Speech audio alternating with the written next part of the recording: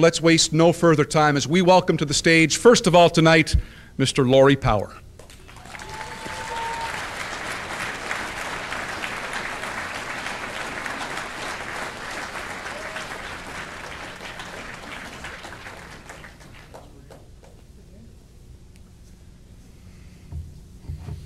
The spotlight will shine on Laurie for the next 3 to 4 here. Sports officials are born to be abused. Whether you're a Hall of Fame member like baseball's Bill Clem, Nestor Chilak, Jocko Conlon, or Cal Hubbard, or hockey's Red Story, Andy Van Hellemond, or John D'Amico, the official has always been the target of jeers and boos from sports coaches and players, and certainly from the fans.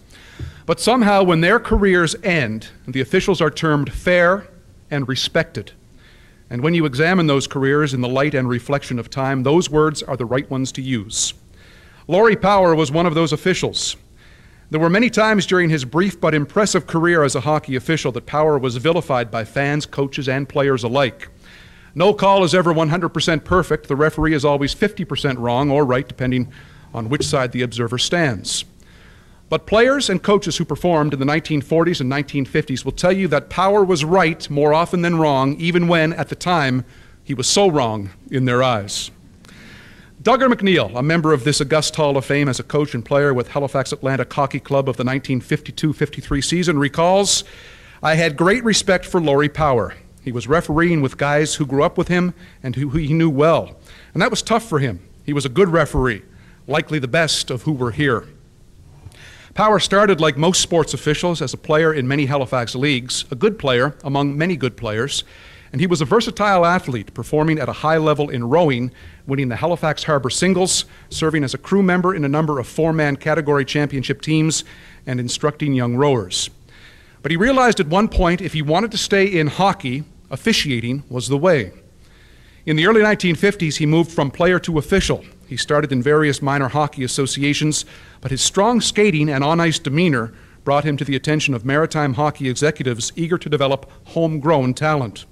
Power was the man who would pave the way for other local officials to take over from import referees who had controlled the ice in earlier years. As maritime senior hockey grew and improved, the demand also grew for more referees, local men who didn't cost the league the high transportation fees of import officials who had earlier been among the few available.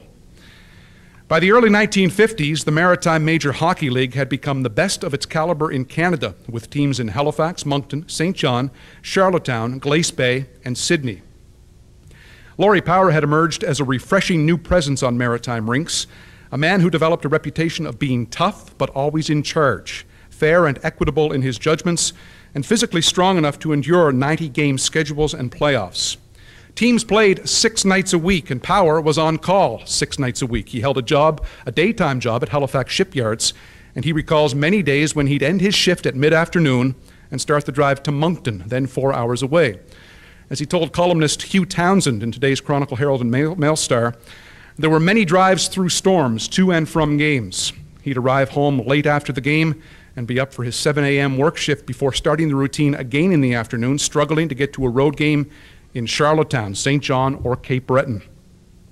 He was the official most requested by team managers and coaches, the man chosen to referee the most crucial games and the games involving the most intense rivalries. It was known the game would be handled well and fairly by a man with a complete knowledge of the rule book and the good judgment to let the players decide the game. He was good and he knew the rules, says Duggar McNeil, who, while playing defense, coached the Atlantics to the Alexander Cup, the top amateur trophy in Canada, just a step above the Allen Cup and just below professional hockey's prizes in the 1950s. Duggar says, "I respected him. He always did a credible job, called what he saw, and he definitely was not a homer." McNeil said a coach could talk with Power on the ice, today something referees with short fuses will not accept. And he had a sense of humor as well. Duggar tells this story. He says the Sydney Millionaires had one fan who always traveled with them and sat at the end of the bench, and he was loud. He could razz the home team without mercy. Boxer Mercer was his name. One night at the Forum, I went to Laurie and told him to kick Boxer off the bench because he didn't have a ticket. Laurie called a policeman over, pointed out Boxer, and had him removed from the bench. Boxer went to the farthest end of the Forum, and I can still hear him today above the noise of the crowd that was there saying, "McNeil, you're a bum." Duggar says it was words to that effect, at least. Power loves to tell other stories, like the time a rabid Glace Bay fan raced onto the ice at the old Glace Bay Forum to protest a call in a game against Halifax. Power says Duggar protected me. He stuck his stick in front of the fan to keep him away until the police arrived to take him out. And he remembers the time in Amherst when the town and the home team were honoring a 95-year-old man who had been a fan all of his life and had given much to the game. The elderly man came through the referee's room to get to the ice to drop the opening puck. Being aged and a bit feeble, he was assisted by Power. The puck was dropped. Power escorted the man from the ice and helped him back to the dressing room where he sat to rest. Moments later, the man died. Happy in having his recognition, and Laurie says the game started slightly late. Power's work drew the attention of NHL referee-in-chief Carl Voss, who sponsored Power at an official school in Winnipeg and influenced some professional experience in the American Hockey League. But by the late 1950s, Laurie had developed serious knee problems that curtailed his career, and from that point he became an instructor and chairman of a referees association in the Maritimes. And like all of those officials in other sport halls of fame mentioned earlier, Power, with an impeccable reputation as an on-ice official, earned the respect of players, coaches, and fans, which is a tough task for any sport official. Ladies and gentlemen, let's welcome our newest inductee to the Builder category of the Nova Scotia Sport Hall of Fame, Mr. Laurie Power.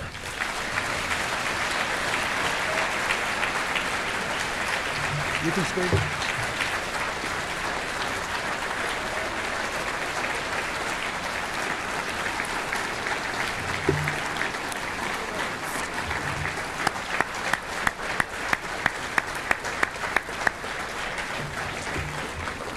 Now, could I please call Brad Burrell, the director of the Maritime Region of Tel-Aviv Audio Visual Services, and Duggar McNeil, the coach and player with the Halifax Atlantics, inducted in 1980 with the team and in 1988 as an individual, to come forward to present the plaque and the pin.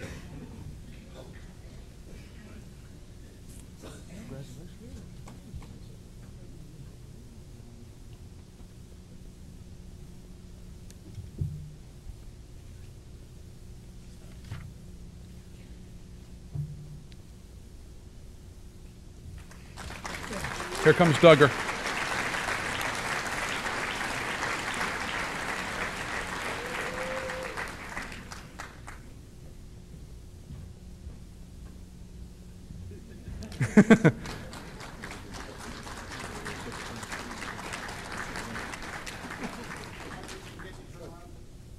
One quick picture here. All right, thank you, Duggar. Well, folks, here he is, a great Hall of Famer, Laurie Power. And what for you? You did it for so many years. What was the most enjoyable aspect of refereeing for you? Well, I don't know whether I can sum that up very quickly, but I enjoyed refereeing. The camaraderie with all the players and officials and everything, I enjoyed it. But when I get into it, I couldn't get out of it. What was your basic philosophy on the ice? Well, you always, every league that you refereed in, you had to understand if it was college league, you called them close. The senior league, you let them go, let them play. The minor league, you called everything because you didn't know what they were going to do. But much like the ceremony tonight, yes. What about now, if we talk about NHL refereeing today? Most people out here are familiar with that. What is your, uh-oh, he's clearing his throat. What is your fair critique of that for tonight? Well, I think that they're doing a great job, but I don't like the two-man system. If they had two men without the linesman, I would accept that. But there's too many on the ice.